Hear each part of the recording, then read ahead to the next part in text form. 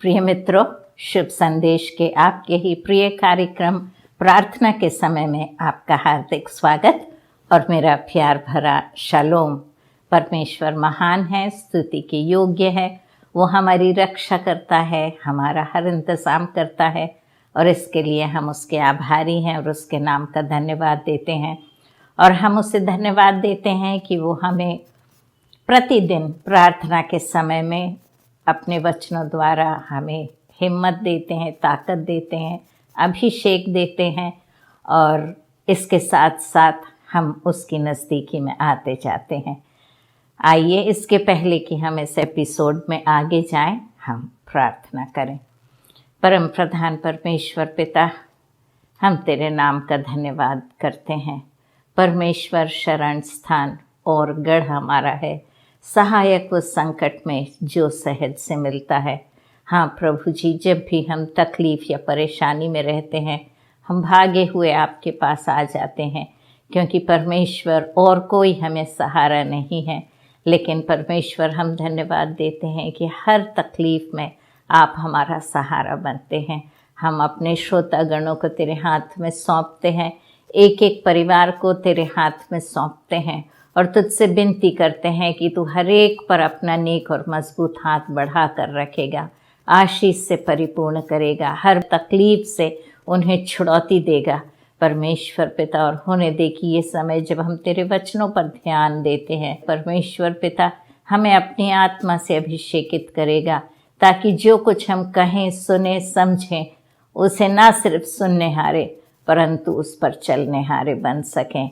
परमेश्वर, तेरी सारी आशीषों के लिए हृदय से तेरे नाम का धन्यवाद देते हुए प्रभु यीशु मसीह के नाम से प्रार्थना मांगते हैं, सुन और ग्रहण कर। आमीन, आमीन और आमीन।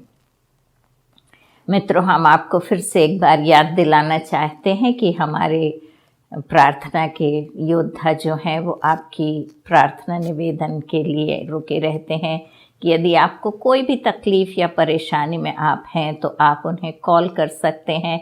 नंबर स्क्रीन पर दिए गए हैं, आप उन्हें कॉल कीजिए। वो आपके साथ काउंसलिंग करेंगे और आपके साथ प्रार्थना करेंगे। और जब YouTube पर आप अपने पोस्ट करते हैं कमेंट्स, तो हम आपके वहाँ से नाम लेते हैं और आपके लिए हम भी प्रार्थना करते हैं। तो यदि कोई भी प्रार्थना का निवेदन है और आप YouTube देख रहे हैं, तो आप YouTube पर भी अपने कमेंट सेक्शन में आप अपने प्रार्थना के निवेदन हमें दे सकते हैं, या तो सिर्फ आप प्रेज द लॉर्ड भी लिख देते हैं, तो वहाँ से भी हम आपके नाम लेते हैं और आपके लिए प्रार्थना करते हैं। और हमें विश्वास है कि परमेश्वर हम सबकी प्रार्थना का मिल मिलाकर जवाब देता है और वो हमें आशीष से परिपूर्ण करता है। तो लाइक और शेयर करना ना भूलिए, ताकि जैसे आप आशीषित होते हैं, आपके मित्र और आपके रिश्तेदार और आपके परिवार के सदस्य भी उससे आशीष पा सकें। तो आइए हम आज के पाठ में जाएं और हम लूका रचित सुसमाचार और उसका 8वां अध्याय और 22वीं आयत से हम कर रहे हैं। और ये है आंधी को शांत करना। 22वीं आयत में लिखा है, फिर एक दिन वह और उसके चेले नाव पर चढ़े और उसने उनसे कहा, आओ झील के पार चलें। इसके पहले हमने देखा था, दीपक का दृष्टांत हमने देखा था और हमने देखा था कि प्रभु यीशु मसीह के भाई और उनकी माता उनसे मिलने आए थे और कैसे उसने अपने संदेश जो वो दे रहा था लोगों को, उसके बीच में से उठ के वो उनसे मिलने नहीं गया, लेकिन उसने अपना काम पूरा किया। और जब लोगों ने आके उसको बताया कि तेरे माँ और तेरे भाई तुझसे मिलना चाहते हैं, उसने कहा, कौन है मेरे माँ और कौन है मेरे भाई? ये जो परमेश्वर की इच्छा अनुसार चलते हैं, ये मेरे माँ और मेरे भाई के समान है। इस प्रकार से उसने परमेश्वर के कार्य को प्रामुख्यता दी और जब उसका काम खत्म हो गया तब वो अपनी माँ और अपने भाइयों से मिलने गया। और अभी वो अपने चेलों के साथ नाव में बैठकर उनसे कह रहा है, आओ हम उस पार चलें। अतः उन्होंने नाव खोल दी। तो प्रभु कभी भी एक स्थान में ज़्यादा देर नहीं रहते थे, अपना काम खत्म करते थे और वो दूसरी जगह निकल पड़ते थे। इसलिए क्योंकि उनके पास समय बहुत कम था, 3 साल थे उनके पास, और उन 3 सालों में उन्हें अपने इन 12 चेलों को तैयार करना था, इतनी मजबूती से तैयार करना था कि चाहे कैसे भी आंधी क्यों ना उनके जीवन में आ जाए, वो अटल खड़े रहें। इस प्रकार से उन्हें तैयार करना था। फिर भी हम देखते हैं पतरस जो था वो मुकर गया था, और यहूदा इस्करियोती था, उसने उससे पकड़वाया। और थोमा के बारे में हम देखते हैं कि थोमा ने विश्वास भी नहीं किया कि प्रभु यीशु मसीह मृतकों में से जी उठा। उसने कहा जब तक मैं उसके हाथों में उंगली डालकर ना देख लूं और उसके बाजू में मैं अपना हाथ डालकर ना देख लूं, तब तक मैं ये विश्वास नहीं करूंगा कि वो जी उठा है। तो इस प्रकार से प्रभु यीशु मसीह को जो भी काम करना था वो 3 साल में उसे संपन्न करना था। इसलिए उनके पास बिल्कुल समय व्यर्थ करने के लिए नहीं था, और वो रात पूरी प्रार्थना में बिताते थे और दिन में अपना कार्य करते थे, क्योंकि उन्हें परमेश्वर पिता के अभिषेक की ज़रूरत होती थी। वो बातचीत करते थे परमेश्वर पिता से, रात में सलाह मशवरा करते थे, कैसे काम करना है, क्या काम करना है, कहाँ जाना है।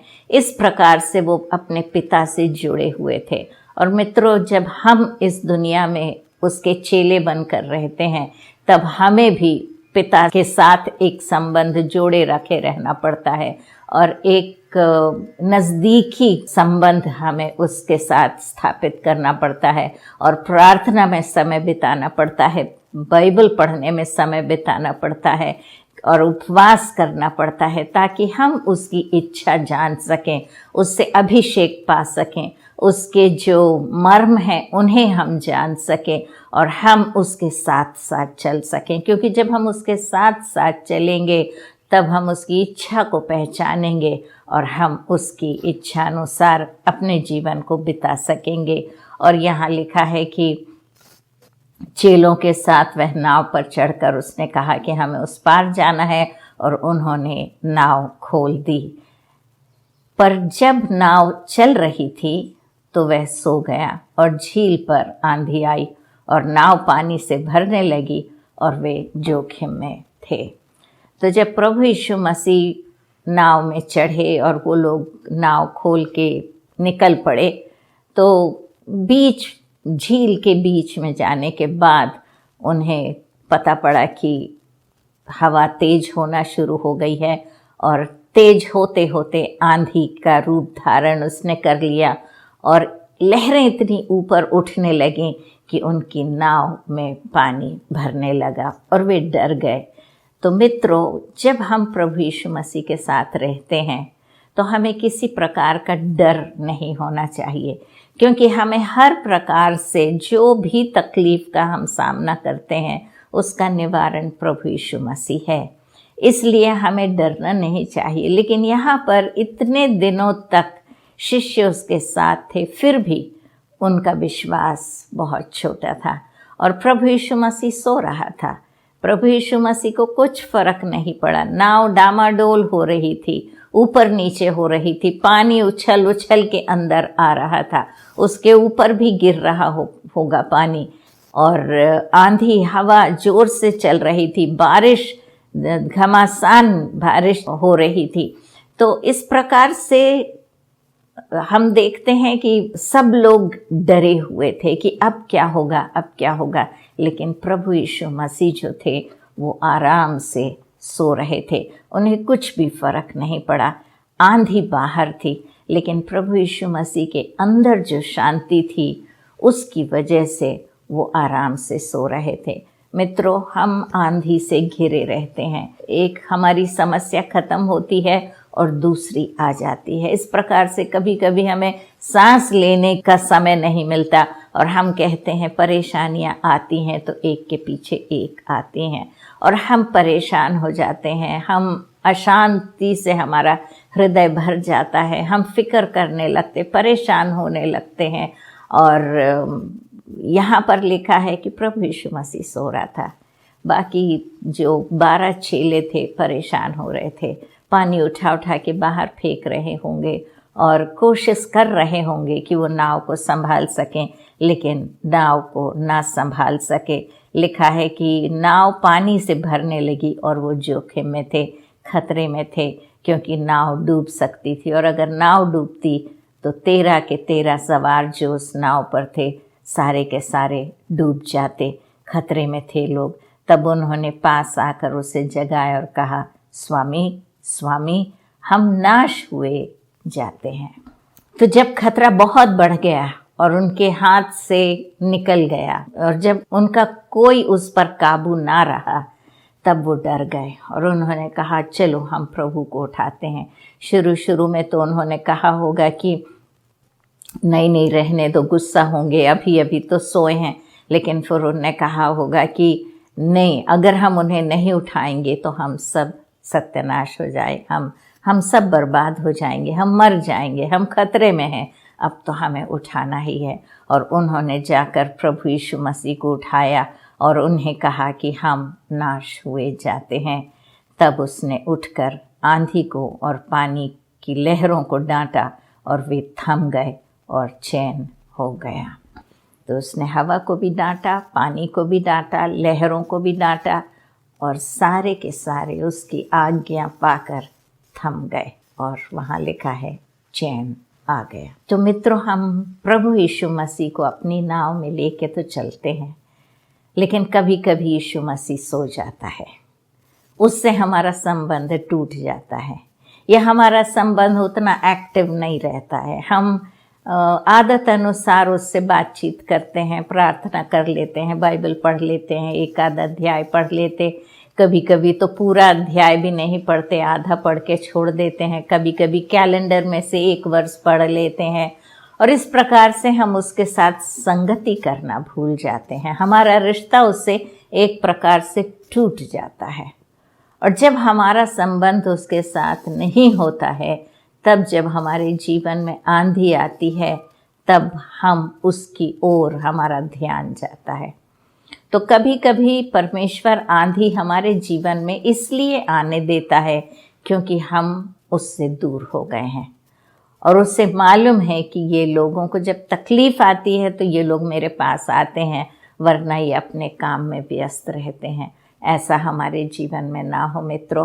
हम सदा उसकी नज़दीकी में रहें, हम सदा उससे अपना संबंध बांधे हुए रहें, सदा उसकी संगति करते रहें। हम कभी ना भूलें और कभी भी हमारे ध्यान में ऐसी बात ना आए कि हम अपने आप अपना काम संभाल सकते हैं। हाँ, ये जो उसके चेले थे उनमें से कई एक मछुआरे थे और झील में, पानी में नाव चलाना उनके लिए बाएं हाथ का खेल जैसा कहते हैं, उस प्रकार था। आंधी का सामना वो कर चुके थे, बहुत करते थे, क्योंकि मछली जब पकड़ने जाते हैं रात में जाते हैं और रात भर वो लोग पानी में रहते हैं, समुद्र में रहते हैं और मछली पकड़ते रहते हैं। बहुत बार आई होगी आंधी। वो लोगों ने इसीलिए पहले प्रभु यीशु मसीह को नहीं उठाया, क्योंकि उन्होंने सोचा कि हम तो हैंडल कर लेंगे, इसको संभाल लेंगे परिस्थिति को। लेकिन कई एक बार हम धोखा खा जाते हैं मित्रों। जब प्रभु यीशु मसीह के पास हम जाते हैं तो कितनी ही कठिनाई से भरा हुआ हमारा माहौल क्यों ना हो, परमेश्वर हमें उससे छुड़ौती देते हैं। आज आप किस आंधी में फंसे हुए हैं? कौन सी आंधी आपके जीवन में आई हुई? किस तकलीफ से आप गुजर रहे हैं? क्या कोई कर्ज की परेशानी है? क्या आपके वैवाहिक जीवन में कोई परेशानी है? आपके रिश्ते में कोई दरार पड़ी हुई है? किस तकलीफ़ से आप गुज़र रहे हैं? आर्थिक समस्या से गुज़र रहे हैं? बच्चों की कोई परेशानी है? पड़ोसियों से कोई परेशानी है? आपके पास कोई नौकरी नहीं है, जॉबलेस हैं, आप जॉब ढूंढ रहे हैं और कहीं नहीं मिल रहा है। हो सकता है मित्रों कि हम ऐसी आंधी में हैं जिसका कोई इलाज ही न हो और हम परेशान हैं, लेकिन परमेश्वर का वचन कहता है मनुष्य के लिए जो असंभव है वो परमेश्वर के लिए संभव है। हम उस पर भरोसा रखें। वो सो रहा है, हमें उसे जगाना है, हमें अपने विश्वास को जागृत करना है, हमें भरोसा करना है कि जब हमारा संबंध उससे फिर से जुड़ जाएगा और उसके साथ हमारी नज़दीकी बढ़ेगी, तो वो उठ के आंधी को थामेगा, आंधी को डांटेगा, पानी को डांटेगा, जो पानी भर भर के नाव में आ रही है। मित्रों, नाव पानी में चलती है, जब तक पानी नाव के बाहर होता है तब तक नाव चलती रहती है, लेकिन जब नाव के अंदर पानी आने लगता है तो नाव डूबने लगती है। पानी अक्सर संसार को बताता है, संसार में हमारी नाव चलती, हम संसार में चलते रहते हैं, हम अपनी यात्रा करते रहते हैं। संसार में से तो होके हमें जाना पड़ता है, लेकिन संसार को हमें अपने अंदर नहीं आने देना है। यदि संसार हमारे अंदर आने लगेगा तो हमारी नैया डूबने लगेगी। वो लोग कहते हैं यहाँ पर कि वे जोखिम में थे, खतरे में हो जाते हैं, हमारा जीवन खतरे में हो जाता है। जब दुनियादारी हमारे नाव के अंदर आने लगती है तो हमारा जीवन खतरे से खाली नहीं होता और जोखिम में हम अपने आप को डाल देते हैं। इसलिए हमें बहुत सावधान रहना चाहिए कि हम दुनियादारी से हम दूर रहें और परमेश्वर की नज़दीकी में चलते रहें, और प्रभु यीशु मसीह हमारे जीवन में सोता ना रहे लेकिन जागता हुआ रहे, और हमारा एक जीवता संबंध उसके साथ बंधा रहे। लिखा है, तब उसने उनसे कहा, तुम्हारा विश्वास कहाँ था? प्रभु आज हमसे वही प्रश्न पूछ रहा है। जब हम तकलीफ से गुजर रहे हैं, आंधी से होकर गुजर रहे हैं, हम परेशान हो रहे हैं, फिक्र से भरे हुए हैं, हमें समझ में नहीं आ रहा, चिंता हमें सताती है, रात रात नींद नहीं आती है, हम जागते पड़े रहते हैं, छत की ओर ताकते रहते हैं, आंसुओं से कभी कभी अपनी तकिया भिगोते रहते हैं। प्रभु यीशु मसीह आज मुझसे और आपसे ये प्रश्न पूछ रहा है, तुम्हारा विश्वास कहाँ था? मित्रों, हमें अपने विश्वास को वापस बटोरना है, अपने विश्वास को जागृत करना है। लिखा है, पर वे डर गए और अचंभित होकर आपस में कहने लगे, यह कौन है जो आंधी और पानी को भी आज्ञा देता है और वे उसकी मानते हैं? तो प्रभु यीशु मसीह उनसे पूछ रहा है, तुम्हारा विश्वास कहाँ था? लेकिन वो उसे कोई जवाब नहीं दे रहे हैं। लिखा है, वे डर गए और अचंभित हो गए। उन्होंने बहुत से देखे थे प्रभु यीशु मसीह के आश्चर्य कर्म, लेकिन जब उसने आंधी को थामा तब उन्होंने देखा कि प्रकृति पर भी प्रभु यीशु मसीह का अधिकार था, और आंधी को और पानी को और लहरों से बात करके उन्हें थामना। आप इमेजिन कर सकते हैं आप उस चीज़ को, कैसे हवा जोर से साए साए साए चल रही होगी और बारिश मूसलाधार वर्षा हो रही होगी और लहरें ऊपर उछल उछल कर आ रही होंगी। लेकिन जब उसने खड़े होकर हाथ उन्हें बताया और कहा, थम जा, और उन्हें डांटा, तब हवा जो इतनी तेजी से चल रही थी, धीमी होते होते बिल्कुल धीमी हो गई।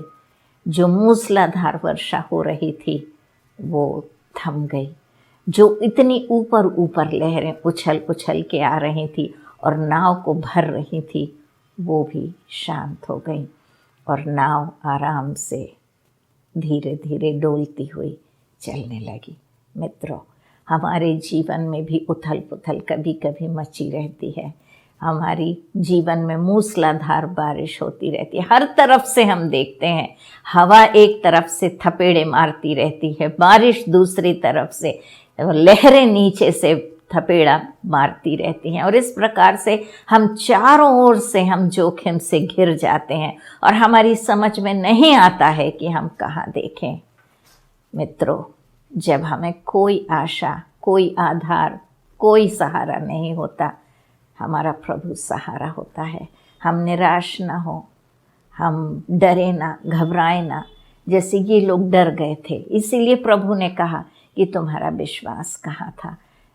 ये लोगों के पास तो परमेश्वर का वचन नहीं था, परमेश्वर के साथ रहे ये, लेकिन इनको जैसे हमारे पास तो शुरू से लेके आखिरी तक प्रभु यीशु मसीह की पूरी जीवनी उसका मरना, उसका जी उठना, उसका स्वर्ग का आरोहण होना, वो सब हमें मालूम है। लेकिन ये जो थे, ये तो दिन प्रतिदिन उसकी कार्यों को देखते थे और जहाँ तक देखा था बस वहीं तक इन्हें ज्ञात था। और फिर एक नया काम देखते थे तो फिर इन्हें मालूम पड़ता था कि प्रभु यीशु मसीह ये भी कर सकता है। फिर और कुछ नया काम करता था, फिर सोचते थे कि प्रभु यीशु मसीह ये भी कर सकता है। लेकिन हमें तो इन सब का ज्ञान है मित्रों। और इस वचन के लिखे जाने के बाद इन 2000 सालों में कितनों ने प्रभु यीशु मसीह को अपने जीवन में ग्रहण किया, उसके नाम का प्रचार किया, उसके आश्चर्य कर्म को देखा। हमने उसके विषय में पढ़ा है, सुना है, देखा भी है। कई मीटिंग्स में हम देखते हैं जो आश्चर्य कर्म होते हैं। तो हमें तो कुछ बहाना बनाने के लिए भी हमारे पास मौका नहीं है। इसलिए हम इस परमेश्वर पर विश्वास करें, प्रभु यीशु मसीह पर विश्वास करें कि वो जो कहते हैं उसे वो करते हैं। कैसी भी आंधी, कैसा भी तूफान, कैसी भी परेशानी, किसी भी अड़चन में हम क्यों ना फंसे हो मित्रों, आज आपको मैं ये आश्वासन देना चाहती हूँ और ये विश्वास दिलाना चाहती हूँ। मेरे जीवन में मैंने इसे अनुभव किया है। हर परेशानी से, हर मुसीबत से उसने मुझको निकाला। वो मेरा है रखवाला। मित्रों, आज उस रखवाले पर फिर से अपना भरोसा वापस आप रखिए, उस पर विश्वास कीजिए, उसे जगाइए अपने जीवन में और कहिए, प्रभु मेरे विश्वास को तू जागृत कर और मेरे विश्वास को तू दृढ़ कर, ताकि मैं तुझ पर भरोसा कर सकूं कि कितनी ही परेशानी, कितनी ही तकलीफ से घिरे हुए क्यों ना हो, परमेश्वर यदि हमारे साथ है तो हम हर परेशानी और हर तकलीफ से बाहर निकल सकते हैं। लिखा है कि वे डर गए और अचंभित हो गए। मित्रों, ये लोगों ने कितने आश्चर्य कार्य देखे थे अपने जीवन में जब प्रभु यीशु मसीह के साथ थे, लेकिन हर बार ये अचंभित हो जाते थे क्योंकि प्रभु नित नए काम करते थे। और ये पहली बार उन्होंने देखा था कि प्रकृति पर प्रभु यीशु मसीह का जो अधिकार उन्होंने जताया और कैसे प्रकृति ने उनका कहना माना, तो वे डर गए और आपस में वो बात करने लगे कि ये कौन है। इतने दिनों से वो प्रभु यीशु मसीह के साथ थे, उन्होंने देखा था कैसे पतरस ने बताया था कि तू ख्रिस्त है, परमेश्वर का अभिषिक्त, और तू प्रभु परमेश्वर का बेटा है। और उन्होंने उसके जीवन को नज़दीकी से देखा था और वो जानते थे कि ये कोई साधारण इंसान नहीं है। और हर एक बार वो देखते थे कि प्रभु यीशु मसीह नित नए काम करता है। और यहाँ हम देखते हैं कि वो कहते हैं, यह कौन है जो आंधी और पानी को भी आज्ञा देता है। मित्रों, आपके जीवन में भी ऐसी ही कोई समस्या होगी जैसे ये लोगों ने देखा था कि अंधे देखते हैं, लंगड़े चलते हैं। इन्होंने देखा था कि गूंगे बात करते हैं, कोढ़ी चंगे हो जाते हैं। इस प्रकार के तो वो लोग देख रहे थे आश्चर्य कर्म, लेकिन इतने बड़े पैमाने का जो आश्चर्य कर्म उन्होंने देखा, उससे वो परेशान हो गए और आपस में बात करने लगे। मित्रों, हमारे जीवन में भी ऐसे ही बड़े बड़े कार्य परमेश्वर करेगा जिससे हम अचंभित हो जाएंगे और हम आपस में बात करने लगेंगे कि ये परमेश्वर कितना महान है। यीशु तू है महान, तेरी जय, तेरी जय, तेरी जय। और हम एक दूसरे को उसके विषय में बताने लगेंगे। मित्रों, ये समय है कि हम उसके किए गए आश्चर्य कर्म को एक दूसरे को बता सकें, एक दूसरे के साथ बांट सकें, उन्हें बता सकें कि हमारा प्रभु कितना महान है। हम उसकी गवाही दें और उसके नाम का जय जयकार करें। आइए हम प्रार्थना करें। परम प्रधान परमेश्वर पिता, हम तेरे नाम का धन्यवाद करते हैं। महान राजा, महान प्रभु जी, हम धन्यवाद देते हैं कि आंधी को रोकने वाला परमेश्वर हमारा प्रभु है, हमारा सहायक है। हर मुसीबत में तू हमारा सहारा बनता है, तू हमारा रखवाला है। इसके लिए हम हृदय से तेरे नाम का धन्यवाद देते हैं प्रभु जी। परमेश्वर पिता, हम धन्यवाद देते हैं कि जब कभी भी हमने तुझे पुकारा है, तूने हमारी प्रार्थना सुनी है और हमारी प्रार्थना का जवाब दिया है। प्रभु, हम परमेश्वर पिता, हम हर एक श्रोतागण को तेरे हाथ में सौंपते हैं परमेश्वर, जो अलग अलग तरीके से प्रभु जी लोग पीड़ित हैं, दुष्ट आत्माओं से पीड़ित हैं परमेश्वर। ओ प्रभु जी, हम तेरे नाम की दुहाई देते हैं और विनती करते हैं प्रभु यीशु मसीह के नाम से, ये सारी जो चीज़ें शैतान उनके जीवन में लाया है उन्हें छोड़कर निकल जाए और तेरा लहू उन पर बरसाया जाए प्रभु जी।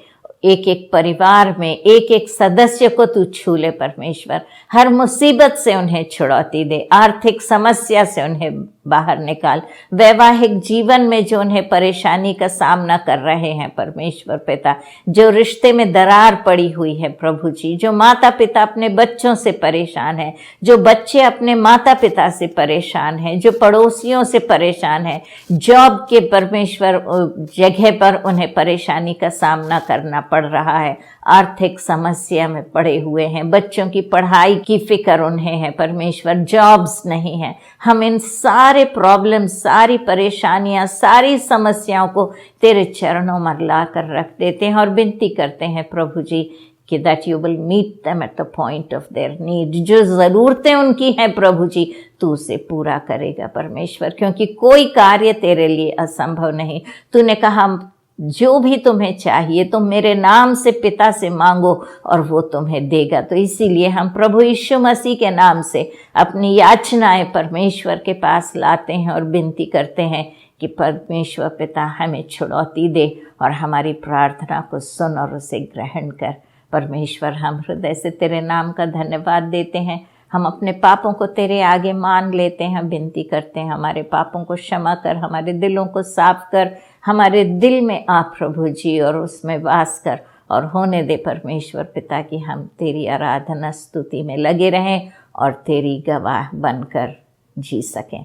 आशीषों के लिए हृदय से तेरे नाम का धन्यवाद देते हुए प्रभु यीशु मसीह के नाम से हम ये प्रार्थना मांगते हैं, सुन और ग्रहण कर। आमीन, आमीन और आमीन। प्रिय मित्रों, जय मसीह की। परमेश्वर आपके साथ रहे, परमेश्वर की आशीष आप पर उंडेली जाए। आमीन।